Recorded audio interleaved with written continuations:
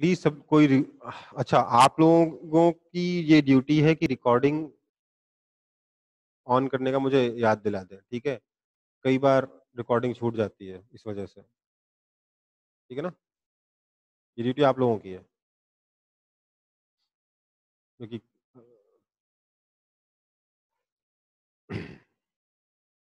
Okay, आगे बढ़ते हैं फिर।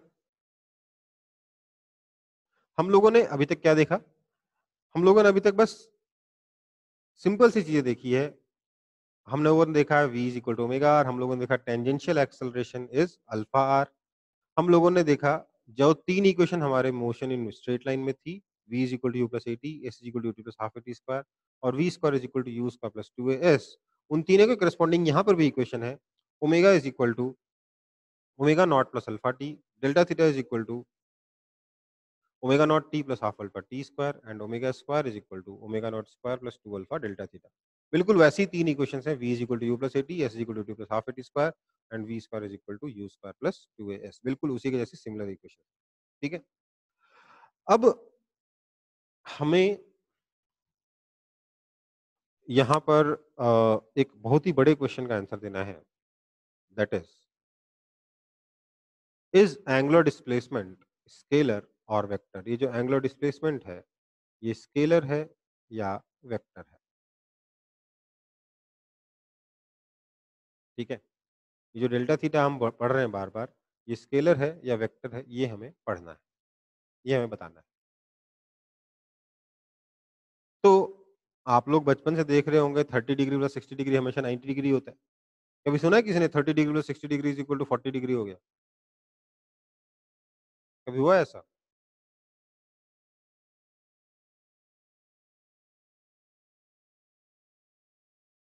नहीं हुआ है ना किसी के साथ ऐसा कि 30 डिग्री और 60 डिग्री जोड़ा और 40 डिग्री आ गया।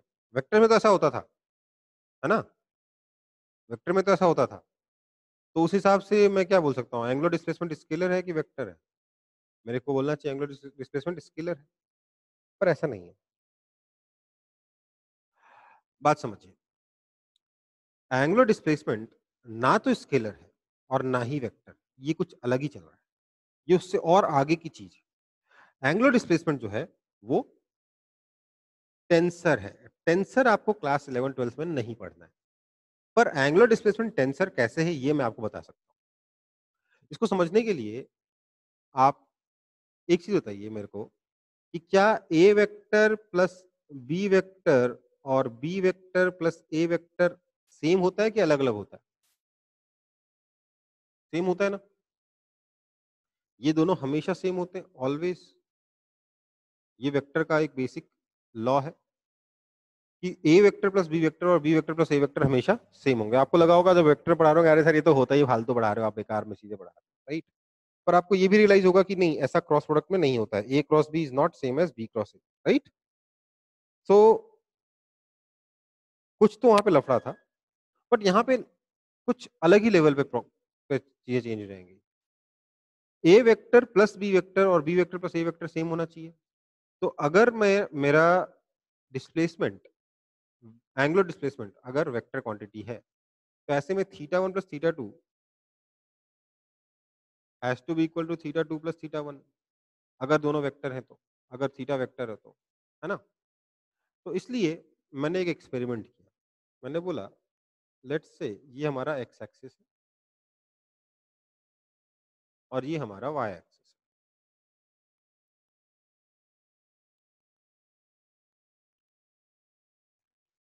ठीक है? मैंने दो एंगल लिए, एक लिया मैंने एक्स एक्सिस के अराउंड घुमाऊंगा 90 डिग्री से ऐसे, और दूसरा एंगल है मेरा, मैं वाई एक्सिस के अबाउट घुमाऊंगा 90 डिग्री से ऐसे, ठीक है? समझ में आई बात? इसको मैंने बोला थीटा वन, इसको मैंने बोला थीटा टू, ठीक? अब देखो क्या होगा। मैंने ये पेन लिया जो जिसका इनिशियल कोऑर्डिनेट आप इनिशियल ओरिएंटेशन आप याद रख लीजिए। ये पेन पे बना हुआ रोबोट है जो आपको दिख रहा है, और ये पेन पॉजिटिव एक्स डायरेक्शन की तरफ पॉइंट कर रहा है, ठीक है? मैं इसमें पहले theta one plus theta to करूंगा, देखूंगा क्या होता है, फिर बाद में theta two plus theta one करके देखूंगा कि क्या होता है, ठीक है? तो थीटा वन में मुझे एक्स एक्सिस के अबाउट 90 डिग्री से घुमाना है, मतलब ऐसे मुझे 90 डिग्री से घुमाना है, ठीक है? एक्स एक्सिस कह रहा हूँ। तो मैं घुमाता हूँ 90 डिग्री से, ये मेरा 90 डिग्री से घूम गया पेन, थीटा 1 हो गया। थीटा 2 में मेरे को क्या करना है? थीटा 2 में मेरे को वाई एक्सिस के अबाउट घुमाना है 90 डिग्री से। तो मैंने इसको फिर से 90 डिग्री से घुमाया, ये पेन ऐसे आ गया, ज़ेड एक्सिस की तरफ ये पॉइंट कर रहा है, ठीक है? थीटा 1 प्लस थीटा 2 कैसे हो समझ में आया? पहले थीटा 1 घुमाया, फिर थीटा 2 घुमाया, ओके। अब मैं फिर से पेन को नीचे ओरिएंटेशन पे ले आता हूँ, ये रोबोट आपकी तरफ देख रहा है और ये पेन पॉजिटिव एक्स डायरेक्शन में पॉइंट कर रहा है, ठीक है? पहले मैंने एक्स एक्सिस के अबाउट 90 डिग्री से घुमा के फिर वाई एक्सिस के अबाउट 90 डिग्री घुमाया था, थीटा 1 प्लस थीटा 2 किया था और मेरा फाइनल रिजल्ट जो था उसमें आपका पेन जो है आप ज़ेड एक्सिस के अलोंग पॉइंट कर रहा था, मतलब सीधे इस पेपर के बाहर की तरफ पॉइंट कर रहा था। अब मैं पहले वाई एक्सिस के अबाउट घुमाऊँगा, फिर मैं एक्स एक्सिस के अबाउट घुमाऊँगा। तो मैंने जैसे ही वाई एक्सिस के अबाउट घुमाया, ये पेन हो गया ऐसे, है ना? अब मैं एक्स एक्सिस के अबाउट घुमाऊँगा तो वो पेन हो जाएगा ऐसे। मतलब ये पेन वाई डायरेक्शन में पॉइंट कर रहा है। समझ में आई बात? मतलब कि थीटा 1 प्लस थीटा 2 और थीटा 2 प्लस थीटा 1 इक्वल नहीं है। देयरफॉर थीटा स्केलर तो छोड़ो, वेक्टर भी नहीं है, बल्कि थीटा एक अलग ही क्वांटिटी है जिसका नाम होता है टेंसर, ठीक है? और ये टेंसर आपको क्लास 11-12 में नहीं पढ़ना, बट इतना पता होना चाहिए कि थीटा ना वेक्टर है ना स्केलर है। और भी चीज़ें हैं अभी क्लास 12 में कहानियाँ खत्म नहीं हो जाती, उसके आगे बहुत सारी कहानियाँ बची होती हैं। तो ये टेंसर की कहानी आप कॉलेज में पढ़ोगे, ठीक है? अब एक चीज़ समझो, थीटा आपका टेंसर है, बट इंटरेस्टिंगली थीटा आपका टेंसर है, बट इंटरेस्टिंगली डी थीटा जो है वो वेक्टर ही होता है, ठीक है? अब इसको मैं अभी प्रूव नहीं कर पाऊँगा आपके सामने, बट डी थीटा जो है वो वेक्टर ही होता है। इसलिए ओमेगा वेक्टर होता है, डी थीटा बाय dt और अल्फा भी वेक्टर होता है, ठीक है? टेंसर एक ऐसी क्वांटिटी जिसके पास डायरेक्शन होता है, मैग्नीट्यूड होता है, पर वो पैरेललोग्राम लॉ ऑफ एडिशन को फॉलो नहीं करता। Tensor parallelogram law of addition को फॉलो नहीं करता। वेक्टर और टेंसर में यही फ़र्क है कि vector parallelogram law of addition को फॉलो करता है, टेंसर उसको फॉलो नहीं करता, ठीक है? अब डी थीटा लेकिन वेक्टर है, इसलिए ओमेगा और अल्फा दोनों वेक्टर है। टेंसर हो चाहे वेक्टर हो, डायरेक्शन तो होगा ही। तो अब हम देखेंगे इस थीटा का डायरेक्शन क्या लेते हैं हम लोग? क्या हम लोगों ने डिसाइड किया है कि थीटा का डायरेक्शन किधर लेंगे? तो देखिए ज़रा बात समझिए।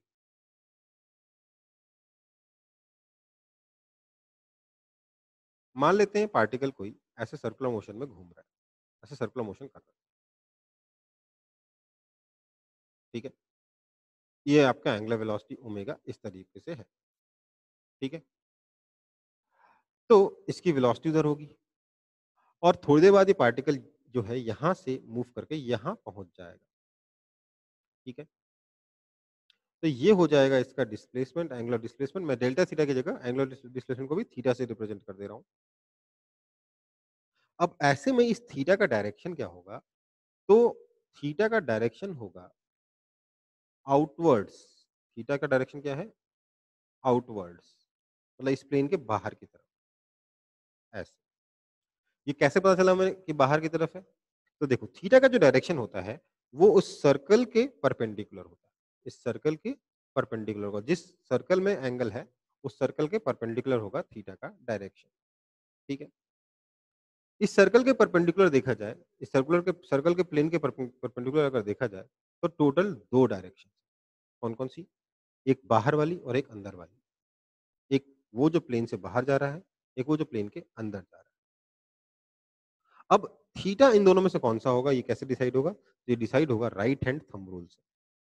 आप अपनी फिंगर्स को थीटा के साथ रोटेट करोगे, थंब जिधर पॉइंट करेगा वही आपके थीटा का डायरेक्शन है। देखिए, अगर मैं अपने फिंगर्स को थीटा के साथ घुमाऊँ, तो थंब मेरा बाहर की तरफ पॉइंट कर रहा है, तो इसलिए थीटा आउटवर्ड डायरेक्शन में, ठीक है? ये हमने कन्वेंशन लिया है। ओमेगा जो है क्योंकि ये उसी डायरेक्शन में है इसलिए ओमेगा भी आउटवर्ड डायरेक्शन में है। इसको आउटवर्ड्स को हम लोग सर्कल बना के ऐसे डॉट से रिप्रेजेंट करते हैं। बताया था मैंने लास्ट क्लास में कि नहीं बताया था? नहीं बताया था तो सुन लो। ये होता है इनवर्ड, ये होता है आउटवर्ड। बेसिकली एरो जो है, एरो से वेक्टर को रिप्रेजेंट किया जाता है। अगर एरो अंदर जाएगा तो पीछे से उसका क्रॉस दिखेगा और एरो एरो बाहर आएगा तो उसका आगे से डॉट नज़र आएगा, ठीक है? इसलिए ये आपका इनवर्ड है और ये आपका आउटवर्ड है। किसके आउटवर्ड? प्लेन के आउटवर्ड। जिस प्लेन पे बनाया गया डायग्राम उसके आउटवर्ड्स, ठीक है? सो यहाँ पर इस केस में थीटा भी आउटवर्ड्स है, ओमेगा भी आउटवर्ड है। बट मान लीजिए इसकी जो स्पीड थी वो डिक्रीज़ हो रही है। अगर इसकी स्पीड डिक्रीज़ होगी तो ओमेगा डिक्रीज़ होगा, मतलब अल्फा इसके अपोजिट डायरेक्शन में आ जाएगा। तो अल्फा अगर इधर है तो अल्फा के साथ अगर आप फिंगर्स को घुमाओगे तो आपका अंगूठा जो है वो अंदर की तरफ पॉइंट करेगा, थंब अंदर की तरफ पॉइंट करेगा, इसलिए आपका जो अल्फा है वो इनवर्ड डायरेक्शन में है, ऐसे, इस पर्टिकुलर केस में, इस पर्टिकुलर एग्जांपल में। तो बेसिकली अल्फा, ओमेगा, थीटा तीनों का डायरेक्शन बताने के लिए आपको कुछ नहीं करना होता है, आपको बस अपने फिंगर्स को उसकी तरफ रोटेट करना होता है, जिधर थंब पॉइंट करता है that is your direction of theta, omega and alpha. ये हमारा कन्वेंशन है ओमेगा, अल्फा और थीटा को का डायरेक्शन डिसाइड करने के लिए। किसी को दिक्कत हो तो पूछ सकते हैं कि ये क्या हो रहा है? नहीं तो कॉपी कर लो, फिर आगे बढ़ेंगे।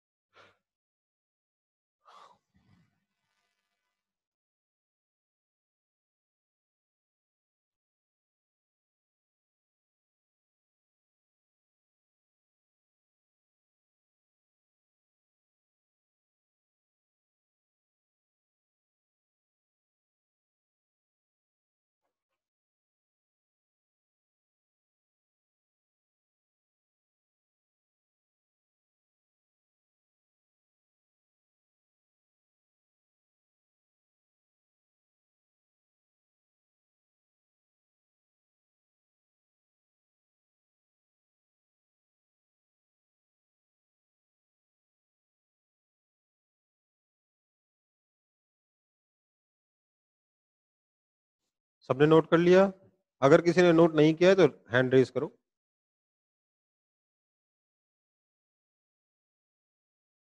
ओके, तो फिर मैं आगे बढ़ता हूँ। हमारा नेक्स्ट टॉपिक है relation between v vector, omega vector and a tangential vector and alpha vector. Basically मुझे ओमेगा और वी के बीच में वेक्टर का बीच में रिलेशन बताना है, टेंजेंशियल एक्सेलरेशन और अल्फा वेक्टर के बीच में रिलेशन बताना है। ध्यान दीजिएगा, ये सर्कल है, रेडियस r है, इस सर्कल में कोई पार्टिकल मूव कर रहा है। मान लीजिए पार्टिकल यहाँ पहुँचता है तो ये इसका इस सर्कल के यहाँ पे ये इसका पोजीशन वेक्टर बन जाएगा, लेट्स से ये r वेक्टर है। इस वक़्त इसकी वेलोसिटी इधर है। इसकी एंगुलर वेलोसिटी ओमेगा ऐसे है, मतलब इसका ओमेगा का डायरेक्शन क्या होगा? बाहर की तरफ होगा। और लेट्स से उसी डायरेक्शन में इसका एंगुलर एक्सेलरेशन भी है, अल्फा भी। तो इसका जो टेंजेंशियल एक्सेलरेशन होगा, वो भी इस तरफ होगा, ए टेंजेंशियल वेक्टर, ठीक है? तो बेसिकली इनके बीच में रिलेशन क्या होता है? रिलेशन सिंपल है, v vector is equal to omega vector cross r vector. मैं बार-बार v is equal to omega r लिखता था, आर ओमेगा नहीं लिखता था। उसका कारण ये है कि omega vector cross r vector होता है, r vector cross omega vector नहीं होता है। Is not equal to are vector cross omega vector. आप चाहे तो ट्राई करके देख सकते हैं। ओमेगा बाहर है, आर उधर है, ओमेगा क्रॉस आर देखिए, आ रहा है कि नहीं आ रहा वी की तरफ। खुद से करके देखिए, ये यहाँ पर वीडियो में ठीक से नज़र नहीं आएगा क्योंकि वीडियो 2D होता है और वर्ल्ड 3D होता है, ठीक है?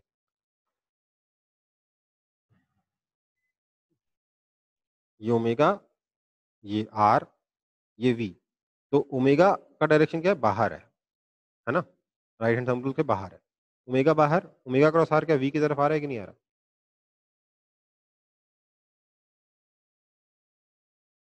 अगर किसी का नहीं आ रहा तो मुझसे पूछ सकता है।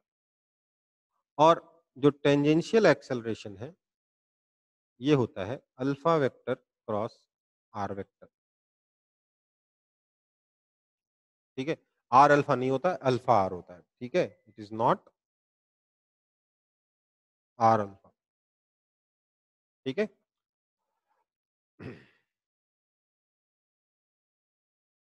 तो ये आपका रिलेशन हुआ वेलोसिटी और omega and tangential acceleration and alpha के बीच में, ठीक है।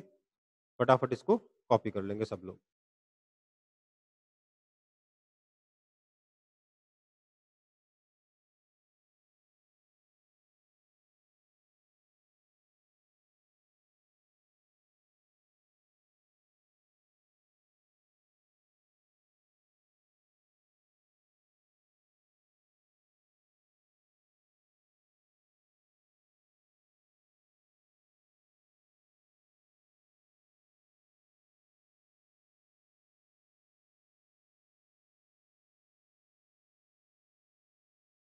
कॉपी हो गया?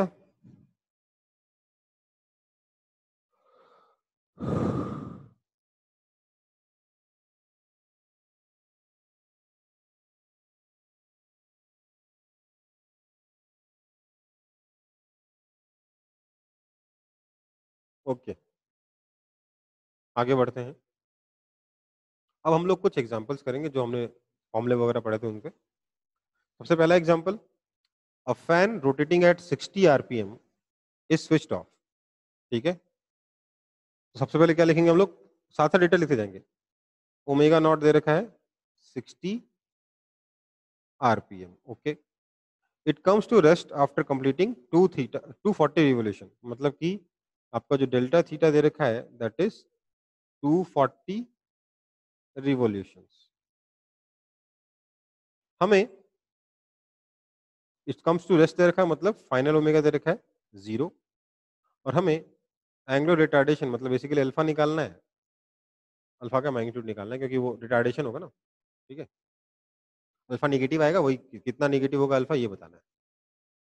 तो यहाँ पर ये चारों चीजें देखकर मुझे क्या दिख रहा है कि मुझे इक्वेशन लगानी चाहिए, omega square is equal to omega not square plus 2 alpha delta theta, ठीक है। तो मैंने यहाँ लिखा this implies 0 is equal to omega not square 60 rotations per minute का whole square plus 2 times alpha निकालना है, डेल्टा थीटा मतलब 240 रोटेशंस, ठीक है। This implies 240 into 2 is 480 alpha rotation is equal to 60 का स्क्वायर, चलो 60 स्क्वायर रोटेशन स्क्वायर पर minute square, ठीक है। सो इसको मैं मिनट को अगर 60 सेकंड लिख दूं तो क्या लिख सकता हूँ उसको, 60 square rotation square upon minute square is 60 square second square. 60 square चला गया, यहाँ से रोटेशन रोटेशन भी चला जाएगा, this implies 480 alpha into alpha is equal to 1 rotation per second square. इसका मतलब ये हो गया कि alpha is equal to 1 by 480, one rotation का मतलब 2 pi radian upon 480 second square that is equal to pi bye 240 radian per second square, ठीक है।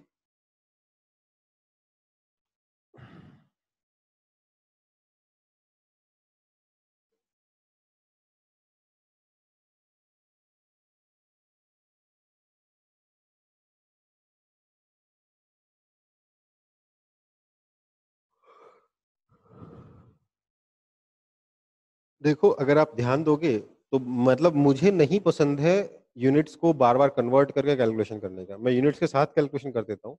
अंत में देखते हैं यूनिट्स अपने आप काफी हद तक काफी सारी यूनिट्स कैंसिल हो जाती हैं और कैलकुलेशन थोड़ी सी आसान पड़ती है, ठीक है।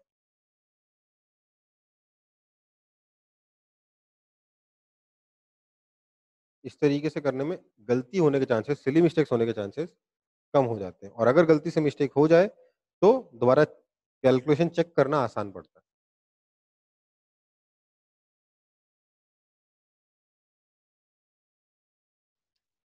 तो इसका एग्जांपल नंबर 2 आप लोग सब ट्राई करेंगे।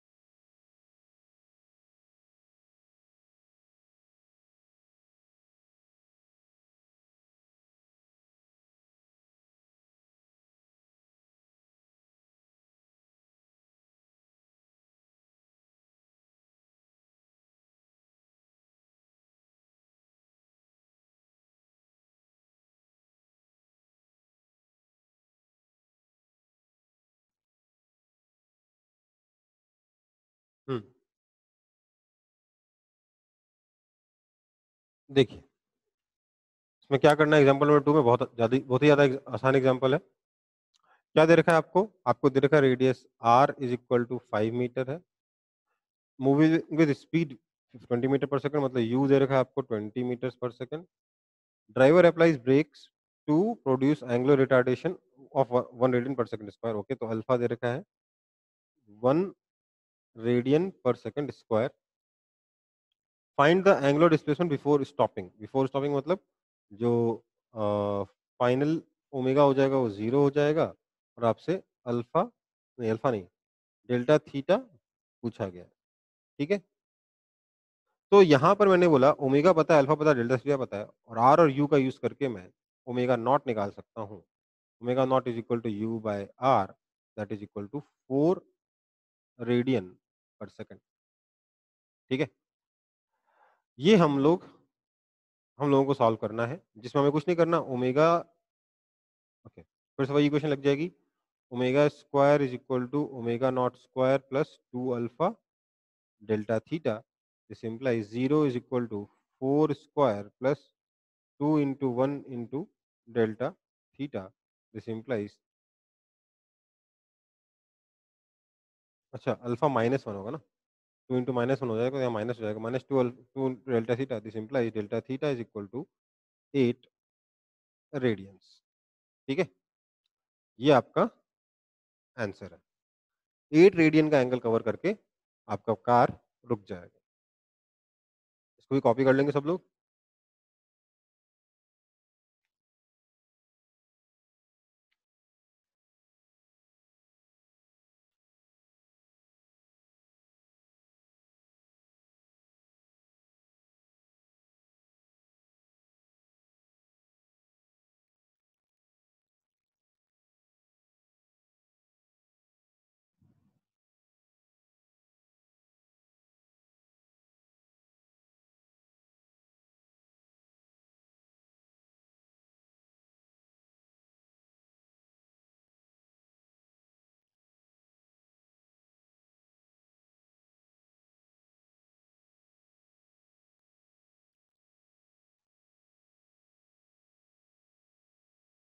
राम,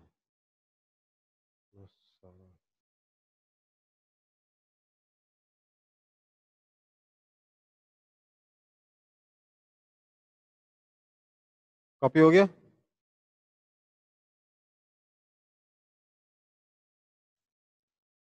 अगर किसी का नहीं हुआ है तो हैंड रेज करेंगे, नहीं तो मैं आगे बढ़ रहा हूँ। Okay,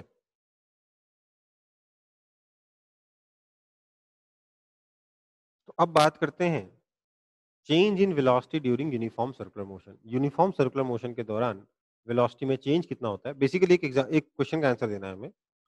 a particle undergoing circular motion with uniform speed v traverses an angle theta, find the change in its velocity. ठीक है, देखिए क्या बोल रहा है। पार्टिकल है जो कांस्टेंट स्पीड v से मूव कर रहा है। जब ये पार्टिकल थीटा एंगल कवर कर लेता है, उस वक्त तक इसकी वेलोसिटी में चेंज कितना होगा ये बताना है। ठीक है, तो इसको सॉल्व करने के 2-3 मेथड्स हो सकते हैं। ठीक है, सबसे मैं 3 मेथड बताऊंगा। ठीक है, तीनों जानने जरूरी है क्योंकि तीनों ही इंपॉर्टेंट है। कुछ आपकी कैलकुलेशन बढ़ाने के लिए, कुछ बेसिक कॉन्सेप्ट डेवलप करने के लिए, और कुछ एकदम पूरा मैथमेटिक्स पे डिपेंड करने के लिए। ठीक है, तो मेथड 1 में मैंने क्या बोला? मैंने बोला कि मैं इस डायरेक्शन को x ले रहा हूँ, इस डायरेक्शन को y ले रहा हूँ। ठीक है, तो इनिशियल वेलोसिटी जो है u वेक्टर तो ऐसे है, और जब ये थीटा एंगल से घूम गया है तो सोचिए ये थीटा, तो ये थीटा, तो ये 90 degree minus theta, that means ये वाला एंगल भी थीटा। तो फाइनल वेलोसिटी जो है v वेक्टर वो इधर है एंगल थीटा पर। दोनों का मैग्नीट्यूड इक्वल है v, u वेक्टर और v वेक्टर दोनों का मैग्नीट्यूड इक्वल है v। इसलिए मैं लिख सकता हूँ कि u vector is simply v j cap and v vector is minus v cos theta i cap plus v, sorry गलत लिख दिया, v vector is minus v sin theta i cap plus v cos theta j cap. ठीक है, तो ऐसे में मैं अगर चेंज इन वेलोसिटी लिखूंगा तो चेंज इन वेलोसिटी हो जाएगा v vector minus u vector, that is equal to, इसमें से इसको सब्ट्रैक्ट करेंगे तो क्या आ जाएगा, minus v sin theta i cap plus v into cos theta minus 1 j cap. ठीक है, तो ये आपका चेंज इन वेलोसिटी आ चुका है ना। अगर आप इसका मैग्नीट्यूड निकालना चाहोगे, this implies delta v vector का मैग्नीट्यूड कितना हो जाएगा, तो अंडर रूट ऑफ दिस का प्लस दिस स्क्वायर, तो वी तो बाहर आ जाएगा, under root of sine square theta plus cos theta minus 1 का whole square, basically 1 minus cos theta का होल स्क्वायर, तो that is equal to v times under root of sine square theta plus cos square theta plus 1 minus 2 cos theta, तो that is equal to v times under root of 2 into 1 minus cos theta. So this is equal to v times under root of 2 times 1 minus cos theta को क्या लिख सकते हैं, इसको लिखा जा सकता है 2 sin square theta by 2। Trigonometry पढ़ना होगा, उसके बिना ये नहीं कर पाओगे। ठीक है, मैंने बोला था ना पूरी तरीके से मैथ्स पर रिलाई करना है। कैसे हो जाएगा, इस तरीके से होगा, आई कैप जे का कंपोनेंट में लिखा, सीधे सीधे सब्ट्रैक्ट कर दिया, दिमाग नहीं लगाया अपना एकदम।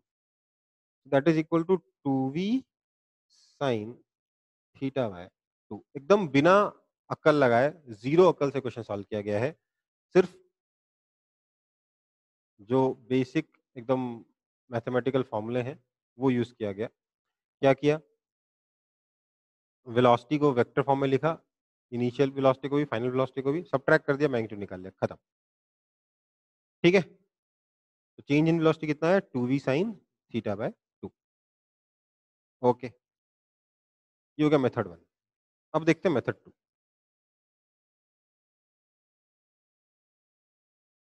मेथड 2 में हम कहेंगे फाइनल वेलोसिटी इधर है, इनिशियल वेलोसिटी इधर है, तो मुझे को निकालना है change in velocity is equal to v vector minus u vector, मतलब फाइनल वेलोसिटी में से इनिशियल वेलोसिटी सब्ट्रैक्ट करनी। अब देखो जरा, फाइनल वेलोसिटी तो ऐसे है एंगल थीटा पर, इनिशियल वेलोसिटी इधर है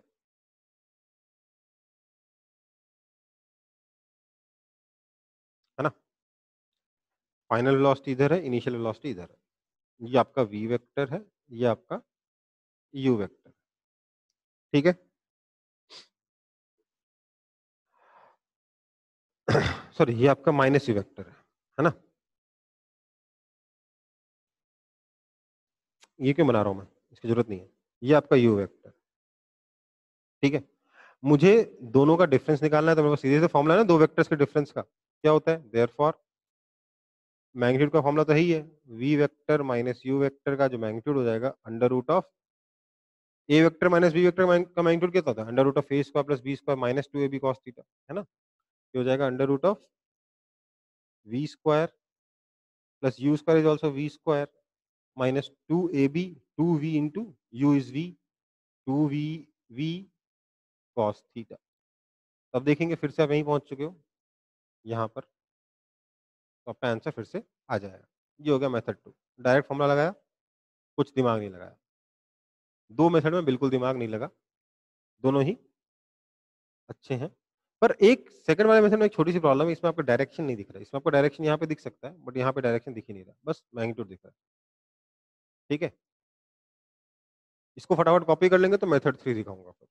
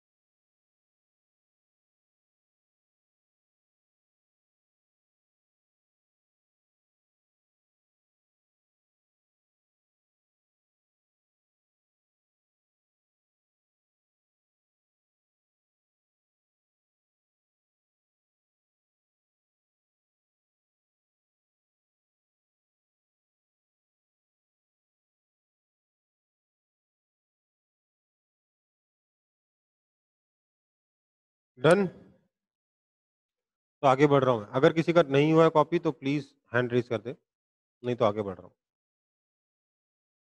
ओके, फिर मेथड 3 है। मेथड 3 एक बहुत ही स्पेशल केस में बहुत ज़्यादा यूज़फुल होता है, क्योंकि क्वेश्चंस में ऐसा केसेस बहुत ज़्यादा आते हैं। कब यूज़फुल होता है? This is useful if two vectors of equal magnitude, दो वेक्टर्स जिनका मैग्नीट्यूड इक्वल है, उनको ऐड करना हो या सब्ट्रैक्ट करना हो, तो ये मेथड 3 काफ़ी यूज़फुल रहता है। ठीक है? बेसिकली हमारे पास ये v वेक्टर है और ये u वेक्टर है। ये एंगल थीटा है। हमें इसमें से सब्ट्रैक्ट करना है। तो जो सब्ट्रैक्ट करना है उस पे दिमाग मत लगाओ, उसको हटा दो।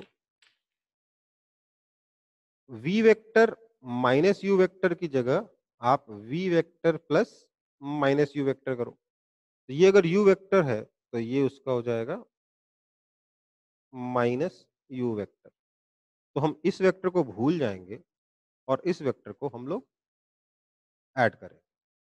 ठीक है? इसको ऐड करने के लिए अब मैं क्या बोलूंगा, इन दोनों के बीच का एंगल कितना है, 180 डिग्री माइनस थीटा या पाई माइनस थीटा।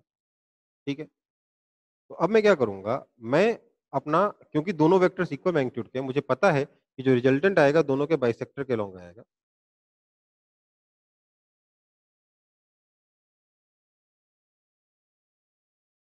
इसलिए मैं इस बाइसेक्टर को ही अपना एक्स एक्सिस मान लूंगा और इसके परपेंडिकुलर डायरेक्शन को मैं अपना वाई एक्सिस मान लूंगा।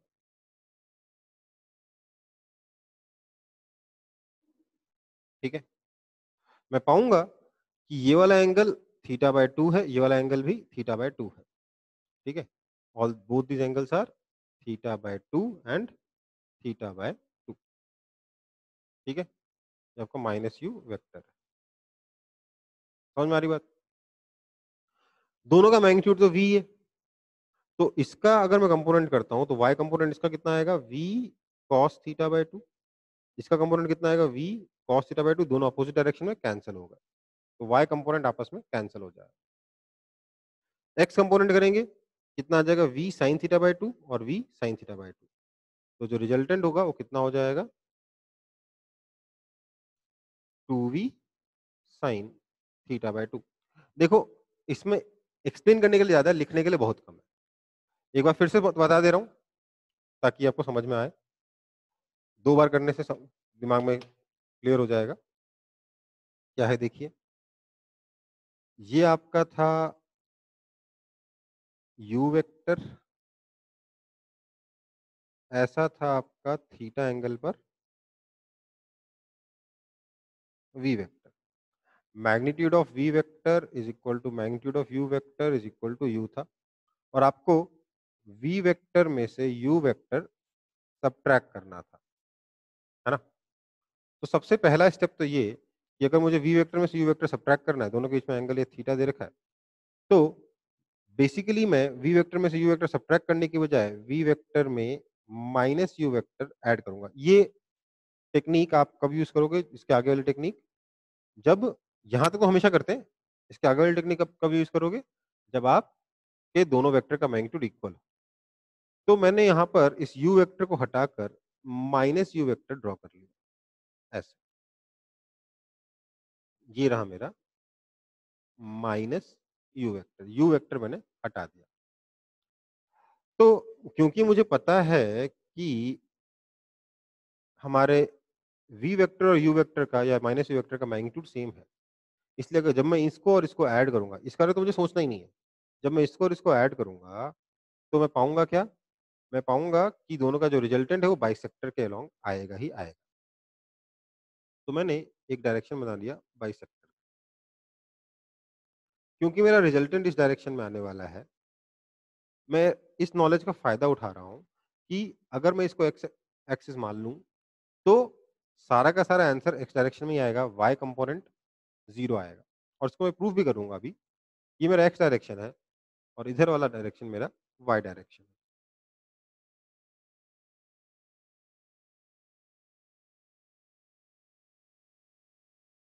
ठीक है, ये हमारा वाई डायरेक्शन। अब सोचो, ये पूरा एंगल थीटा, तो ये वाला एंगल 180 डिग्री माइनस थीटा, उसका आधा कितना हो जाएगा, 90 डिग्री माइनस थीटा बाय 2। तो ये वाला एंगल हो जाएगा 90 डिग्री माइनस थीटा बाय 2, इसलिए ये वाला एंगल बचेगा कितना, थीटा बाय 2। सिमिलरली ये वाला एंगल बचेगा कितना, थीटा बाय 2। ठीक है, तो अब अगर मैं इन वेक्टर्स के, जिन दो वेक्टर्स को मुझे ऐड करना है, जिसको सब्ट्रैक्ट करना है उसको तो हटा चुका हूं ना, जिनको ऐड करना है उसके अगर मैं कंपोनेंट करता हूं तो थीटा के साथ वाला कॉस होता है, तो इसलिए इधर वाला कंपोनेंट हो जाएगा v cos थीटा बाय 2। इसका इधर वाला कंपोनेंट हो जाएगा u cos theta by 2 which is equal to v cos theta by 2। दोनों मैग्नीट्यूड इक्वल है, दोनों का डायरेक्शन अपोजिट है, इसलिए ये दोनों आपस में कैंसिल हो जाएगा। ये एक्स डायरेक्शन वाला कंपोनेंट क्या हो जाएगा, v sin थीटा बाय 2, इसका हो जाएगा u sin थीटा बाय 2, तो हो जाएगा v plus u sin theta by 2, that is simply 2v sin theta by 2। ठीक है, तो यहीं पे आपका डायग्राम में ही क्वेश्चन सॉल्व हो जाता है, ये वाला तो इस मेथड से। पहली बार कर रहे हो इसलिए थोड़ा सा टाइम लग रहा है, लेटर ऑन आपको डायग्राम वायग्राम बनाने की जरूरत नहीं पड़ेगी, आप डायरेक्ट आंसर बोल दोगे 2v sin थीटा बाय 2। ठीक है बेटा, जब प्रैक्टिस हो जाएगी ना, तो this method is way too fast to ignore. ठीक है, इसलिए इस मेथड को सीखना भी जरूरी है। क्वेश्चंस में यूज होता है ये मेथड, सिर्फ डेरिवेशन के लिए नहीं है, ये मेथड यूज होता है। दो वेक्टर्स जब भी इक्वल मैग्नीट्यूड के होंगे, उनको ऐड करना हो तो ऐसे ही करोगे, सबट्रैक्ट करना हो तो उल्टा करके ऐसे ही करोगे, जो हमने यहाँ किया। ठीक है, ये वाला कॉपी हो गया।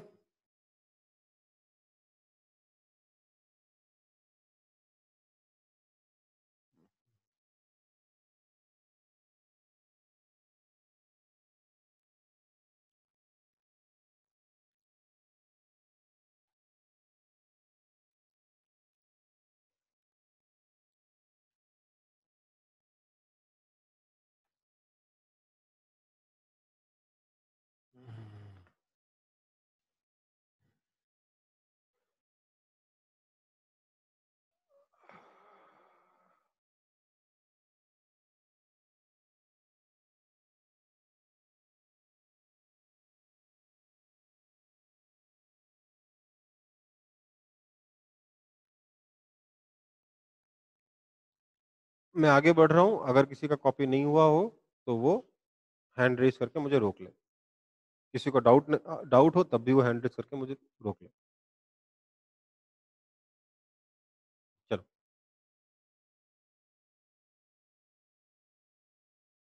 Acceleration during uniform circular motion. Acceleration during uniform circular motion, ध्यान दीजिए। हमें मालूम है कि यूनिफॉर्म सर्कुलर मोशन में स्पीड तो कांस्टेंट होती है, पर वेलोसिटी चेंज होती रहती है। ठीक है, तो स्पीड कांस्टेंट है पर वेलोसिटी चेंज होती रहती है, तो अगर वेलोसिटी चेंज हो रही है मतलब एक्सेलरेशन है। तो एक्सेलरेशन कितना है, किधर है, ये समझना है। तो यूनिफॉर्म सर्कुलर मोशन के एक्सेलरेशन समझने के लिए पहले मैं निकालूंगा डायरेक्शन। देखो, डेरिवेशन दूसरा है, ये जो डेरिवेशन बता रहा हूँ ये सिलेबस में नहीं है। ठीक है, ये सिर्फ आपके अंदर एक फीलिंग डेवलप करने के लिए है कि हाँ एक्सेलरेशन किधर होता है, मुझे पता है कि कैसे हो रहा है। मैथमेटिकली डिराइव करके आना होता है कि हाँ डिराइव करके आ जाता है, बट अंदर से फीलिंग जनरेट करने के लिए मैं ये वाला मेथड बता रहा हूँ। ये हमारा सर्कल है। ठीक है, इस सर्कल में, सर्कल नहीं है बेसिकली, समझ लो सर्कुलर वॉल है। सर्कुलर वॉल है जो कि इलास्टिक। मैंने क्या किया है, इस सर्कल के एक पार्टिकल को यहाँ रखा, सर्कल के सेंटर से अगर इसको जोड़ता हूँ तो ये जो लाइन बनी, इसके साथ 30 डिग्री के एंगल पर पार्टिकल को ऐसे वेलोसिटी v से फेंक दी। ठीक है, तो पार्टिकल यहाँ जाएगा, यहाँ पर इस दीवार से कोलाइड करेगा। जब कोलाइड करेगा तो क्योंकि ये सर्कल का कॉर्ड है, यहाँ पे 30 डिग्री बनेगा, तो यहाँ पर भी 30 डिग्री बनेगा। वेलोसिटी v से टकराया, टकराने के बाद क्या हुआ, इसकी वेलोसिटी ये सेम एंगल बनाते हुए रिफ्लेक्ट कर जाएगा 30 डिग्री। हम मान रहे हैं इलास्टिक कोलिजन है, जिसमें कोई एनर्जी का लॉस नहीं हो रहा, कहीं कोई फ्रिक्शन भी नहीं है। तो यहाँ पर इसकी वेलोसिटी आ जाएगी फिर v, फिर ये आगे जाएगा, आगे जाते जाते यहाँ पहुंचेगा। ये एंगल अगर 30 डिग्री है तो ये वाला एंगल भी 30 डिग्री होगा। ये वेलोसिटी v से टकराया, टकराने के बाद सेम एंगल 30 डिग्री बनाते हुए इधर की तरफ रिफ्लेक्ट हो गया वेलोसिटी v से। इधर गया, यहाँ 30 डिग्री, तो यहाँ पे भी एंगल बना 30 डिग्री। फिर ये मोशन इस तरीके से ट्रायंगुलर मोशन अपना कंटिन्यू कर रहा, कंटिन्यू कर रहा, कंटिन्यू कर रहा। ठीक है, तो मैं अब निकालना चाहता हूं कि इनमें से किसी भी कोलिजन में चेंज इन वेलोसिटी इस पार्टिकल का किस डायरेक्शन में आ रहा है। तो मान लेते हैं मैं इस ऊपर वाले पॉइंट पे चेंज इन वेलोसिटी का डायरेक्शन निकालना चाहता हूँ। चेंज इन वेलोसिटी निकालने के लिए मुझे क्या करना पड़ेगा, इस वेलोसिटी में से ये वाली वेलोसिटी सब्ट्रैक्ट करनी होगी, मतलब इसकी उल्टी वेलोसिटी ऐड करनी होगी। ये v और ये v सेम मैग्नीट्यूड के वेक्टर्स हैं, इनको अगर ऐड करेंगे तो चेंज इन वेलोसिटी जो है, जो इनको अगर ऐड करेंगे तो जो रिजल्ट आएगा वो दोनों के बाइसेक्टर के लॉन्ग आएगा मतलब कि सेंटर की तरफ आएगा। सिमिलरली अगर यहाँ पे निकालोगे इधर फाइनल वेलोसिटी, ये इनिशियल वेलोसिटी, इसका उल्टा ये हो जाएगा। इन दोनों को ऐड करोगे मतलब फाइनल वेलोसिटी में से इनिशियल वेलोसिटी सब्ट्रैक्ट करोगे मतलब इसमें ये वाली वेलोसिटी ऐड करोगे तो रिजल्टेंट फिर से बाइसेक्टर के लॉन्ग आएगा मतलब कि सेंटर की तरफ आएगा।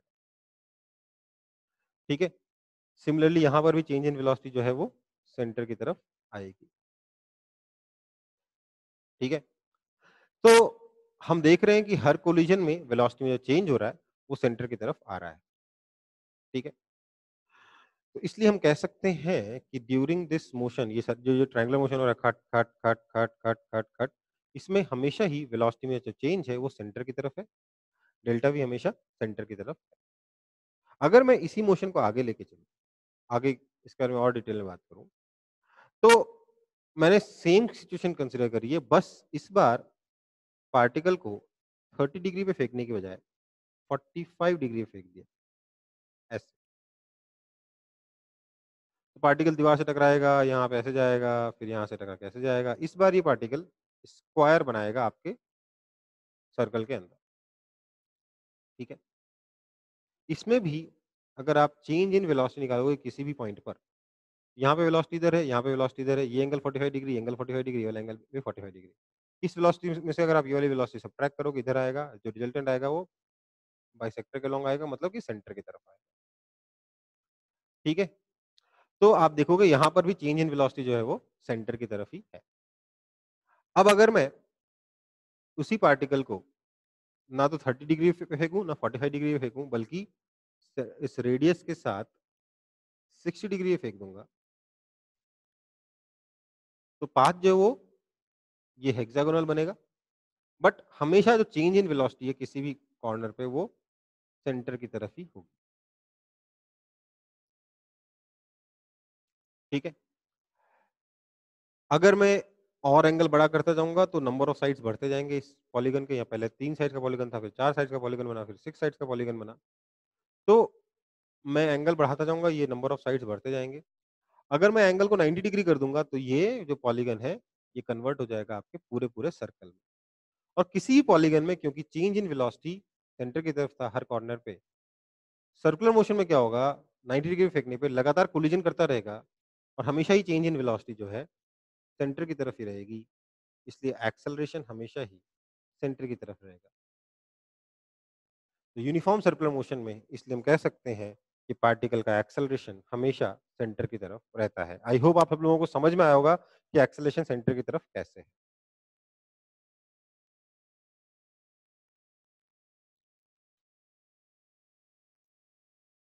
ये सिर्फ फीलिंग डेवलप करने के लिए है, ये डेरिवेशन नहीं है, ये सिर्फ विश्वास दिलाने के लिए कि हाँ, सर्कुलर मोशन में एक्सेलरेशन सेंटर की तरफ होता है। सिर्फ किताब में पढ़ा नहीं है, हम जानते हैं कि एक्सेलरेशन सेंटर की तरफ होता है। ठीक है? किसी को अगर डाउट हो इसमें तो मुझसे बोल सकते हैं। किसी को डाउट नहीं है? ओके, आगे बढ़ते हैं। पार्ट 2 है डेरिवेशन। अब डेरिवेशन से पहले ना कुछ हमारे प्रीरिक्विजिट हैं जिसके बिना हम ये डेरिवेशन नहीं कर पाएँगे। वो प्रीरिक्विजिट्स हैं कुछ अप्रॉक्सिमेशन, सम जनरल अप्रॉक्सिमेशन। इसमें सारे अप्रॉक्सिमेशन काम नहीं आएँगे इस मेथड में, इस डेरिवेशन में, बट फिर भी ये वो अप्रॉक्सिमेशन है जो फिजिक्स में बहुत ज़्यादा यूज़ होते हैं, बहुत ज़्यादा फ्रीक्वेंटली यूज़ होते हैं, ठीक है? तो पहला तो ये है कि अगर आपका x 1 से बहुत छोटा है, अगर x 1 से बहुत छोटा है, तो 1 plus x whole to power n is approximately equal to 1 plus nx होता है। आप एक काम करो इसको समझने के लिए आप 1 प्लस 0.01 का होल स्क्वायर निकाल के देखो तो खुद से कितना आता है?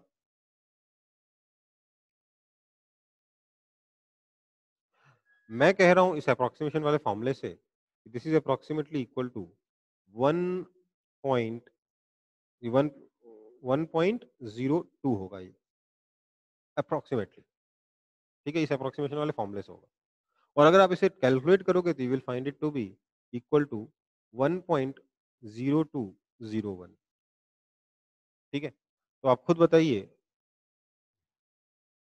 कि क्या मेरा अप्रॉक्सिमेशन अच्छे से काम किया कि नहीं किया?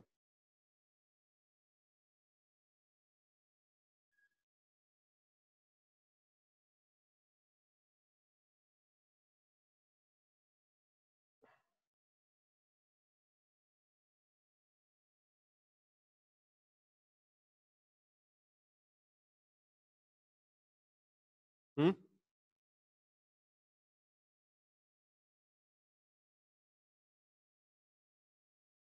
तो 1 plus x whole to power n जो है 1 प्लस एन एक्स के बराबर होता है, ये हमें ध्यान रखना है। ये मैथ्स में ज़्यादा डिटेल में पढ़ोगे बट अभी भी हमें जानना ज़रूरी है, फिज़िक्स में बहुत ज़्यादा यूज़ होता है। 1 plus x whole to power n is approximately equal to 1 plus n x, ठीक है? नेक्स्ट है, अगर x बहुत छोटा है 1 से मतलब अगर x बहुत छोटा है और रेडियन में है, ध्यान दीजिएगा, इन रेडियन। जो भी ट्रिग्नोमेट्री के रिलेटेड फ़ॉर्मूले होते हैं इस तरीके के, वो सारे के सारे हर बार आप एंगल को रेडियन में ही लेते हो। तो अगर x बहुत छोटा है 1 से, तो sin x जो है it is approximately equal to x। sin x और x लगभग-लगभग बराबर होते हैं, ठीक है? और अगर cos x सॉरी अगर x बहुत छोटा है 1 से, तो cos x क्या होता है? ये डिपेंड करता है कि आपको कहाँ पर यूज़ हो रहा है। cos x is approximately equal to 1 और 1 माइनस एक्स स्क्वायर बाय 2 भी होता है, ठीक है? बेसिकली ध्यान रखिएगा, अगर सिर्फ cos x यूज़ हो रहा है तो 1 होता है और अगर 1 माइनस cos x यूज़ हो रहा है, तो ये approximately equal to x square by 2 हो जाता है, ठीक है? 1 माइनस cos x को 0 नहीं लिख दोगे ना आप, तो वो कितना होता है x स्क्वायर बाय 2 के बराबर होता है और cos x जो है 1 के बराबर होता है, ठीक है? अप्रोक्सिमेशन में इस चीज़ का बहुत ज़्यादा ध्यान रखना पड़ता है कि आप जब नेग्लेक्ट कर रहे हो तो किसके सामने नेग्लेक्ट कर रहे हो, ठीक है? अभी के लिए आपको उतना समझ में नहीं आएगा, तो अभी बस आप रट्टा ऐसा ही मान लो कि अगर 1 माइनस cos x कभी करना होगा और x बहुत छोटा होगा तो x स्क्वायर बाय 2 लिख देंगे और सिर्फ cos x करना होगा तो 1 कर देंगे, ठीक है? कोई दिक्कत? ओके। बेसिकली जब आप लिमिट्स पढ़ोगे ना मैथ्स में,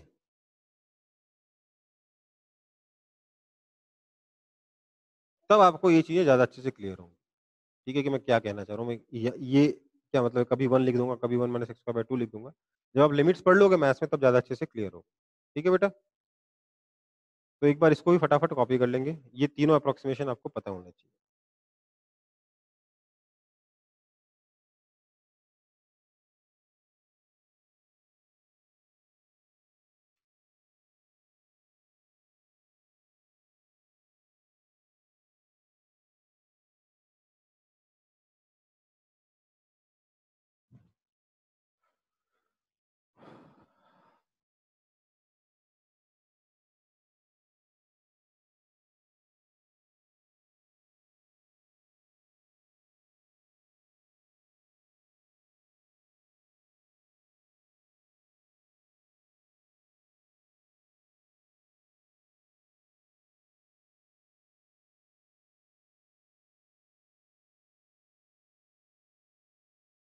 कॉपी हो गया?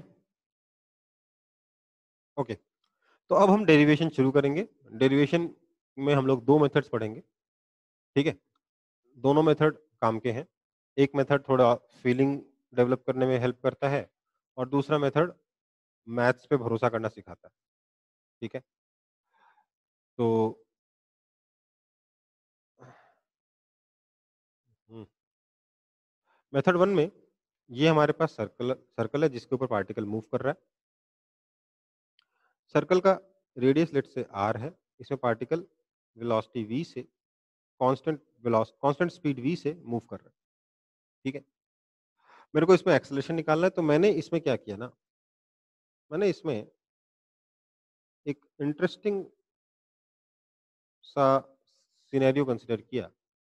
इंटरेस्टिंग सा नहीं मतलब नॉर्मल सा ही है बट फिर भी उतना कुछ खास इंटरेस्टिंग भी नहीं है। इसमें पार्टिकल थी इस वर्टिकल लाइन मतलब वाई एक्सिस से थीटा एंगल पीछे है। यहाँ से लेकर मैंने कंसीडर किया है पार्टिकल का मोशन टिल द पॉइंट जब ये थीटा एंगल इसी वाई एक्सिस से आगे हो जाता है।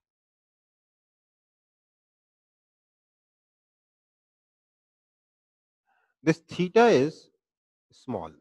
स्मॉल का मतलब बहुत ही छोटा है, ठीक है? थीटा नहीं है, डी थीटा बोलना चाहिए इसको, बट थीटा करके हम लोग काम करें।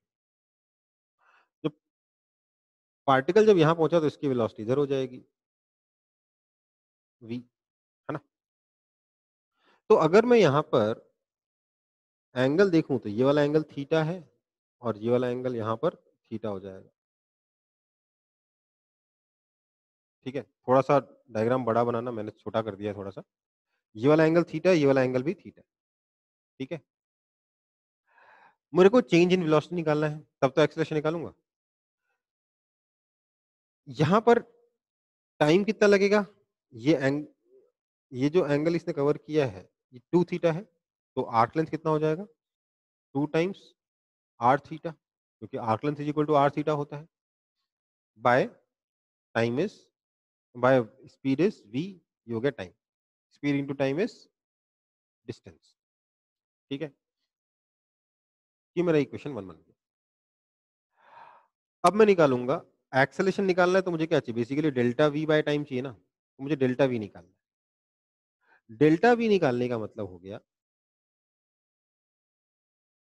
Final velocity minus initial velocity. ये आपकी फाइनल वेलोसिटी है और ये आपकी इनिशियल वेलोसिटी, ठीक है?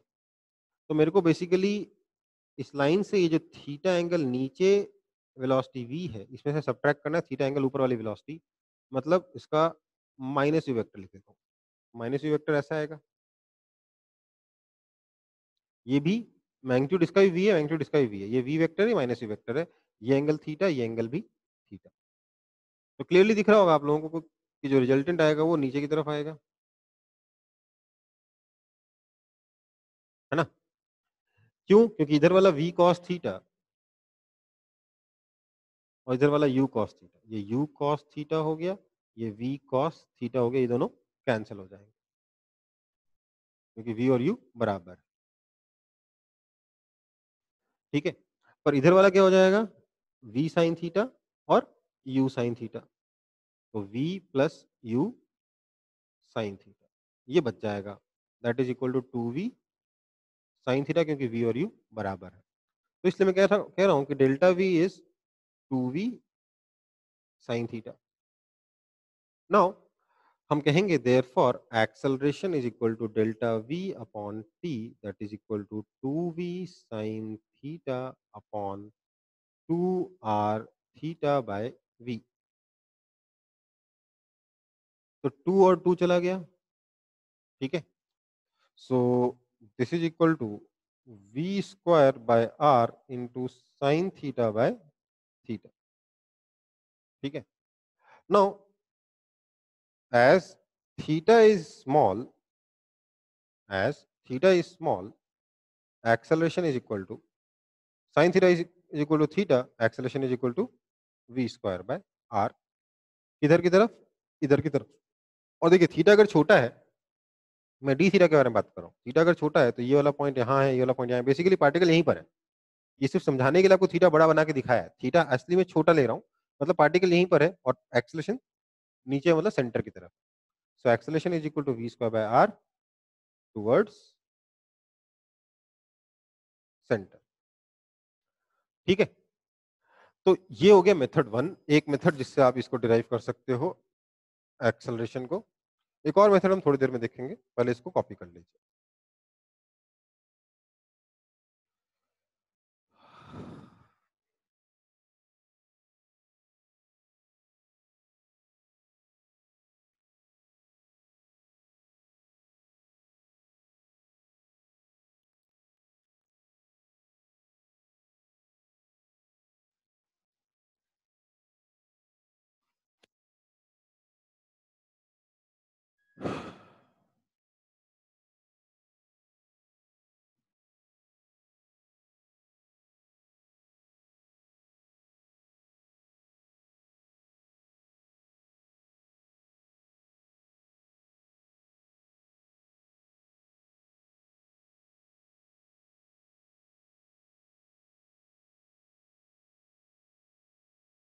देखो ये वाला मेथड कुछ लोगों को थोड़ा कंफ्यूज कर सकता है, खास तौर से अगर आपने वेक्टर और ट्रिग्नोमेट्री अभी तक नहीं पढ़ी है ठीक से तब, ठीक है? तो जो लोग लेट ज्वाइन किए हैं, पहले वेक्टर और ट्रिग्नोमेट्री पढ़ लीजिए, ट्रिग्नोमेट्री पहले फिर वेक्टर्स, और ताकि इस चैप्टर में भी क्वेश्चन आप समझ पाओ, इस चैप्टर की थ्योरी भी आप समझ पाओ और अगला चैप्टर में भी आप कोप अप कर पाओ।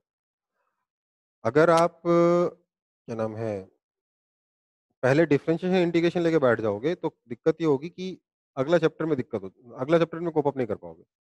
पहले ट्रिग्नोमेट्री और वेक्टर्स कर लो, ट्रिग्नोमेट्री और वेक्टर्स खत्म हो जाए, अगला चैप्टर चल रहा होगा तो साथ ही साथ डिफरेंशिएशन इंटीग्रेशन कर लो।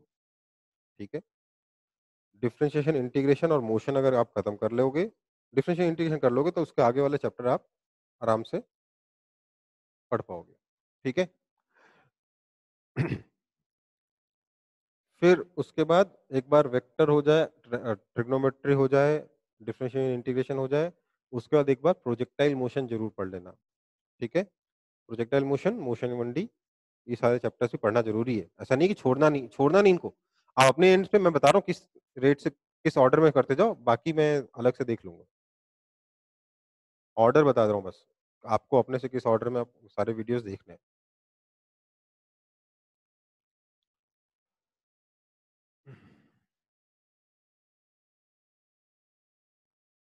कॉपी हो गया? तो अब हम आगे बढ़ते हैं मेथड 2 पर। मेथड 2 में हम लोग ले रहे हैं, कंसीडर कर रहे हैं एक सर्कल जिसका रेडियस r है। इसमें एक पार्टिकल है जो कांस्टेंट एंगुलर वेलोसिटी ओमेगा से घूम रहा है। ठीक है, तो इसकी जो स्पीड हो जाएगी v, that is simply omega r। ये स्पीड कांस्टेंट रहेगी, यहाँ पे जाके इसकी स्पीड इधर हो जाएगी v is equal to omega r। ठीक है, अगर ये वाला एंगल थीटा है तो आप देख सकते हो ये थीटा, तो ये 90 डिग्री माइनस थीटा, ये 90 डिग्री, इसलिए ये वाला एंगल थीटा हो जाएगा। ठीक है, ये सब एकदम बेसिक है, ये हमको पहले भी पता था। ओके, अगर यहाँ पर particle t is equal to 0 पे था तो ये थीटा कितना हो जाएगा, ओमेगा टी के बराबर हो जाएगा। ओमेगा क्योंकि कांस्टेंट, हम यूनिफॉर्म सर्कुलर मोशन के बारे में बात कर रहे हैं। तो मैं लिख सकता हूँ ऐसे में कि हम पूरी तरीके से मैथमेटिक्स पे रिलाय कर रहे हैं बेटा, और यहाँ पे थोड़ा डिफरेंशिएशन भी लगेगा। R vector is equal to कितना होगा, आर वेक्टर को मैं लिखूंगा R cos theta I cap plus R sine theta J cap. मैंने बेसिकली इस डायरेक्शन को पॉजिटिव एक्सिस ले रखा है, इस डायरेक्शन को मैंने वाई एक्सिस ले रखा है। ठीक है, तो आर वेक्टर के दो component, R cos theta I cap plus R sine theta J cap. ठीक है, ओके। तो मैं यहां से वेलोसिटी लिखूंगा, velocity vector is equal to D D T of R vector, that is equal to D D T of, इसका differentiation, अच्छा, this is equal to are vector में से आर कॉमन लेते हैं तो R times D D T of cos theta I cap plus sine theta J cap, that is equal to R times cos theta का differentiation क्या हो जाएगा, cos theta का डिफरेंशिएशन होता है माइनस साइन थीटा, तो minus sine theta I cap, और sine theta का डिफरेंशिएशन होता है कॉस थीटा, तो कॉस थीटा जे कैप। ठीक है, अच्छा, सॉरी, माय बैड, मैं मैथ्स अलग से कर रहा हूँ। ठीक है, पहले यहाँ तक कॉपी कर लो, करूँगा क्योंकि यहाँ पे फिर जगह नहीं बची है।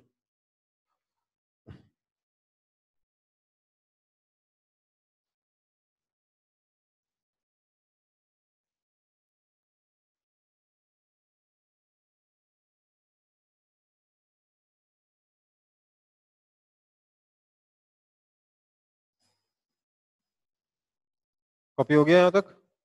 किसी का नहीं हुआ तो raise hand.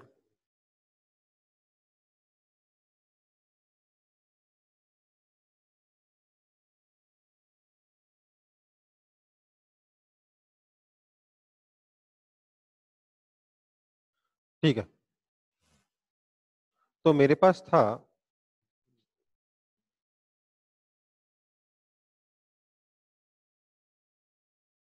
Are vector is equal to R cos theta I cap plus R sine theta J cap, that is equal to R cos omega T I cap plus R sine omega T J cap.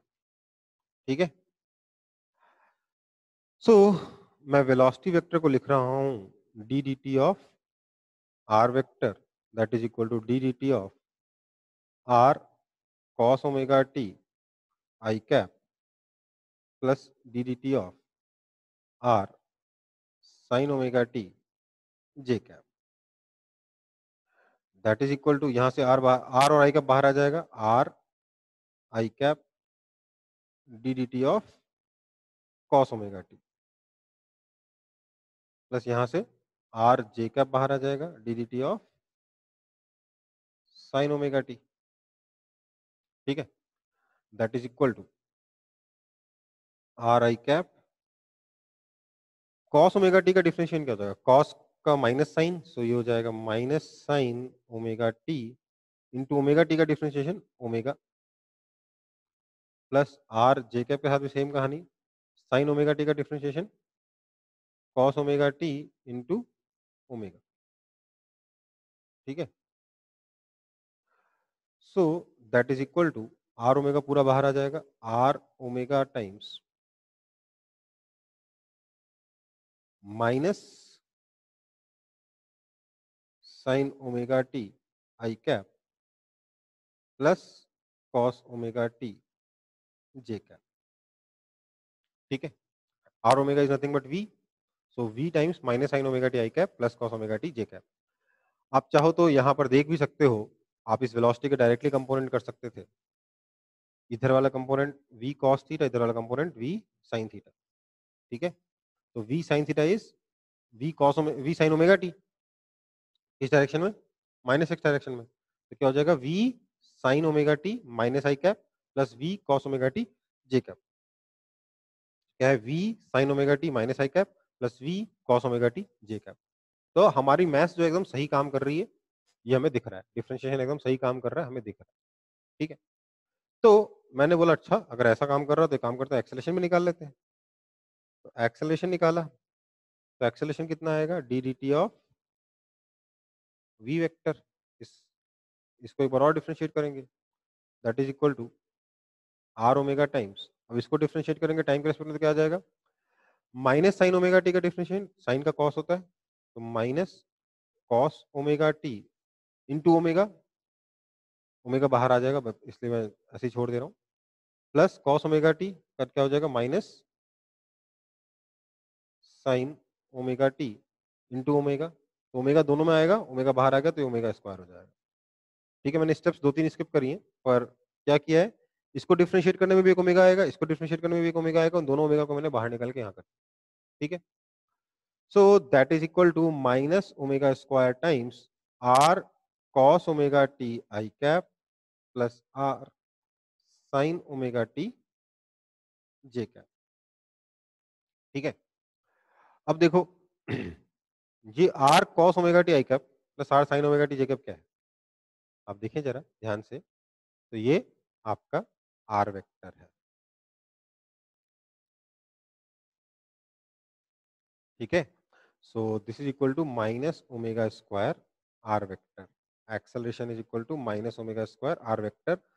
So now maths ने हमें साफ साफ show कर दिया कि भैया ऐसा है, एक्सेलरेशन जो है वो आर वेक्टर के अपोजिट डायरेक्शन में है, और कितना है, ओमेगा स्क्वायर आर के बराबर। ओमेगा को अगर मैं वी बाय आर लिख दूंगा तो this is also equal to, और अगर मैं एक्सेलरेशन का मैक्सिमम मैग्नीट्यूड लिखूंगा तो ये भी लिख सकता हूँ, therefore acceleration is simply omega square R which is also equal to we square by R, क्योंकि ओमेगा को आप वी बाय आर लिख सकते हो, it is also equal to omega into we.